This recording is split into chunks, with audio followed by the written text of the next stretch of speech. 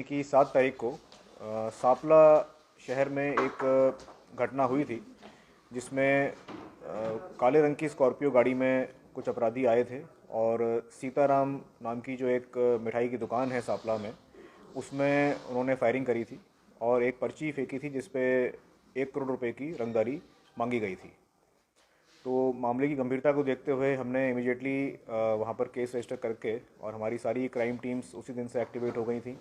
मैं स्वयं भी वहाँ पर विजिट करके आया था अगले दिन और उनसे मिल के आया था और काफ़ी प्रयास जिला पुलिस ने उस वारदात को ट्रेस करने के लिए उसी दिन से शुरू कर दिए थे। तो उसी क्रम में मुझे बताते हुए आपको खुशी हो रही है कि हमारी क्राइम टीम्स ने, स्पेशली जो हमारी एवीटी की टीम है जिसमें सब इंस्पेक्टर सतीश जिसके इंचार्ज हैं, उन्होंने इस वारदात का खुलासा कर दिया है और इस वारदात में जो 3 आरोपी हमने गिरफ्तार किए हैं जिन्होंने घटना को अंजाम दिया था, मैं उनके बारे में डिटेल आपको बता देता हूँ। एक का नाम है नवीन उर्फ भांजा। ये रहने वाला खेड़ी साथ का है, लेकिन फ़िलहाल ये अभी सापला में रहता है। दूसरा व्यक्ति जो है वो अमित उर्फ मीता है। ये छारा गांव जो झज्जर में पड़ता है वहाँ का रहने वाला है। और तीसरा व्यक्ति है कपिल उर्फ भोलू। ये आसंडा गांव जो जिला झज्जर में पड़ता है उसका रहने वाला है। तो घटनाक्रम कुछ इस प्रकार से हुआ कि ये तीनों व्यक्ति काले रंग की स्कॉर्पियो में बैठे थे। सापला से ये साथ में बैठ के शराब पी रहे थे। गाड़ी में बैठ के इन्होंने काफ़ी मात्रा में शराब पी और रात में काफ़ी इन्होंने गाड़ी घुमाई है। सापला से पहले रोहतक आए हैं, रोहतक से फिर ये वापस झज्जर की तरफ गए हैं और फिर काफ़ी ज़्यादा शराब, पूरी रात करीब करीब इन्होंने शराब पी है। और शराब पीते पीते ही इनके मन में कुछ शरारत सूझी है, कुछ आपस में इन्होंने बात करी है कि चलिए जा कर के हम सीताराम की दुकान पे जा कर के इस तरह से फायरिंग करके आते हैं। उसके बाद ये गए वहाँ पर और इन्होंने कुल वहाँ पर 2 राउंड्स वहाँ पर फायर करे और फायरिंग करके फिर ये वहाँ से भाग गए। इसमें इनकी अगर थोड़ी सी बात करें तो नवीन जो है ये फ़िलहाल अभी सांपला में रह रहा है। जो वेपन इन्होंने यूज़ किया है वो वेपन एक 32 बोर का रिवॉल्वर है और ये वेपन लाइसेंसी हथियार है। ये नवीन के जो मामा हैं, जो जिनकी डेथ हो गई थी 2020 में, ये उनके नाम पे लाइसेंस था और ये तब से उनकी डेथ के बाद से इसके पास ये वेपन पड़ा हुआ था। इसने कभी भी ये वेपन को जमा नहीं किया। तो उस वेपन को उन्होंने फायरिंग करने के लिए यूज़ किया है। कुल 2 राउंड्स उस वेपन से इन्होंने फायर करे हैं और उसके अलावा एक 12 बोर का डोगा जिसको कहते हैं, डबल बैरल जो डोगा होता है, वो भी लाइसेंसी हथियार था। इसके मामा के नाम लाइसेंस था। हालांकि उस दिन ये हथियार 12 बोर वाला वो नहीं साथ में लाए थे, लेकिन फिर भी जब हमने इनको गिरफ्तार किया तो इनके घर से हमें ये 12 बोर का जो डोगा है ये बरामद हुआ है। इसको पुलिस ने अपने कब्जे में ले लिया है।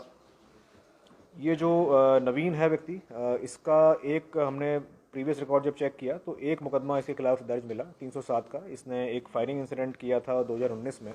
उसके बाद से ये करीब 10 महीने के आसपास जेल में रहा था और मई 2020 में इसकी जेल से जमानत हुई थी, तब से ये बाहरी है।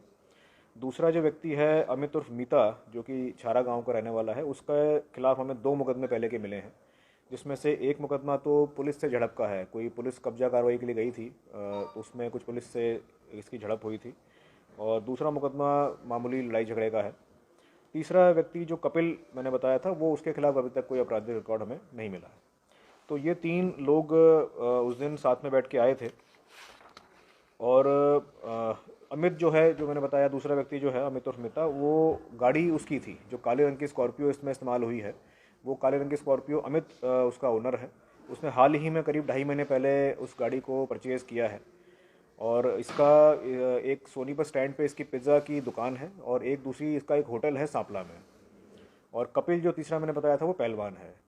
तो ये तीनों ने मिलके वहाँ पर शराब के नशे में ये शरारत इनके मन में आई थी। काफ़ी गहराई में हमने अभी पूछताछ करी है और अभी हम आज इसको माननीय न्यायालय के सामने पेश करके और हम एक रिमांड, पुलिस रिमांड लेने का कोर्ट से आग्रह करेंगे। जो वेपन अभी इन्होंने वारदात में इस्तेमाल किया है उसकी भी हम रिकवरी का प्रयास रिमांड के दौरान करेंगे।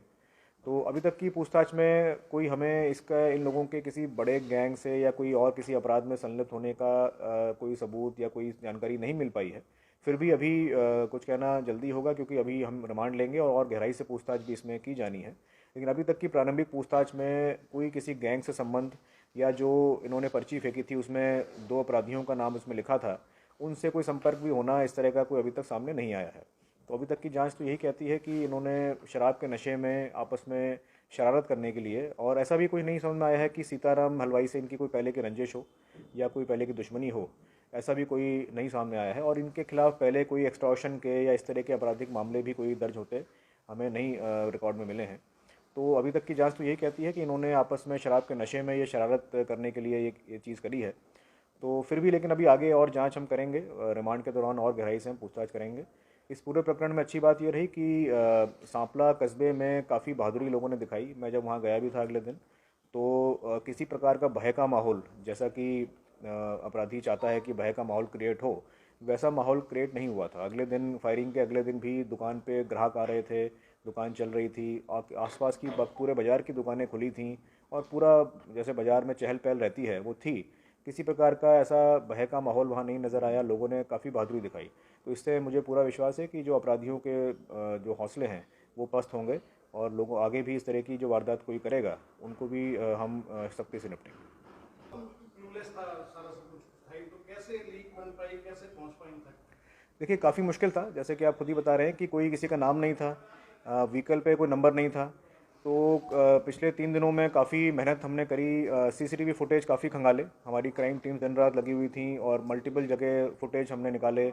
थोड़ा बहुत हमें आइडिया लगा कि अपराधी कहाँ से आए थे, किसकी तरफ निकले थे। और काले रंग की स्कॉर्पियो पे भी हमने काफ़ी रिसर्च करी। हमने ये जाना कि किन किन के पास काली स्कॉर्पियो हो सकती है। जगह जगह हमने समर्थन मांगा, लोगों से, सरपंचों से कांटेक्ट किया, क्योंकि काले रंग की स्कॉर्पियो बहुत ज़्यादा संख्या में नहीं होती है। तो वो जगह जगह हमने मैसेज पहुंचाया कि जहाँ जहाँ काली स्कॉर्पियो देखी गई हमें बताएं। हमने कंपनी से भी कांटेक्ट किया, महिंद्रा से, उनसे हमने काली स्कॉर्पियो की लिस्ट मांगी जितनी भी काली स्कॉर्पियो नई बिकी है, क्योंकि देख के लग रहा था कि ये स्कॉर्पियो नई है, ब्रांड न्यू स्कॉर्पियो है। तो और उसका मॉडल भी जो एग्जैक्ट था वो नज़र आ रहा था। तो उस मॉडल की काले रंग की स्कॉर्पियो की डिटेल भी मांगी गई। तो काफ़ी ज़्यादा इसमें प्रयास हुए हैं। उसी के चलते फिर ये फाइनली हमने ज़ीरो इन किया और फिर इन अपराधियों को पकड़ा। कहाँ से गिरफ्तारी हुई है सर? ये नया बांस करके फ्लाईओवर है, वहाँ के नीचे से इसको गिरफ्तार किया गया है। गाड़ी में तीनों बैठे थे और अभी आज इनको हम न्यायालय के सामने पेश करके और आगे की कार्रवाई अमल में लाएंगे।